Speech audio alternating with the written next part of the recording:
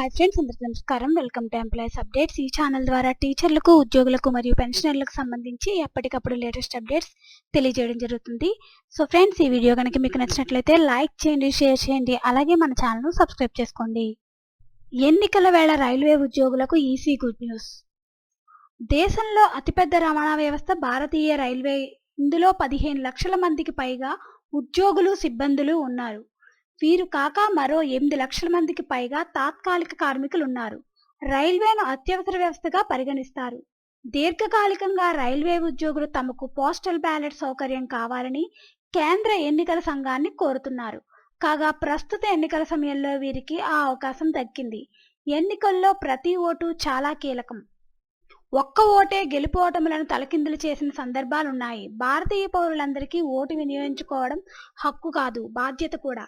అయితే కొన్ని విభాగాలకు చెందిన ఉద్యోగులు, సిబ్బంది పోలింగ్ రోజున పోలింగ్ కేంద్రానికి వెళ్లి ఓటు వేయడం కుదరదు. అలాంటి వారి కోసం ఎన్నికల కమిషన్ పోస్టల్ బ్యాలెట్ విధానాన్ని ప్రవేశపెట్టింది. ఇప్పటి వరకు ఎన్నికల విధులు నిర్వహిస్తున్న సిబ్బందితో పాటు అన్ని అత్యవసర విభాగాలకు మాత్రమే పోస్టల్ బ్యాలెట్ను అనుమతించారు. కానీ ఈసారి ఏకంగా 33 అత్యవసర సేవా విభాగాల్లో పనిచేస్తున్న వారందరికీ పోస్టల్ బ్యాలెట్ పెట్టారు. సో ఫ్రెండ్స్, రైల్వే ఉద్యోగులకు కూడా పోస్టల్ బ్యాలెట్ అయితే పెట్టారు ఫ్రెండ్స్. దీనికి సంబంధించి ఎటువంటి అప్డేట్ వచ్చినా మన ఛానల్లో తెలియజేయడం జరుగుతుంది.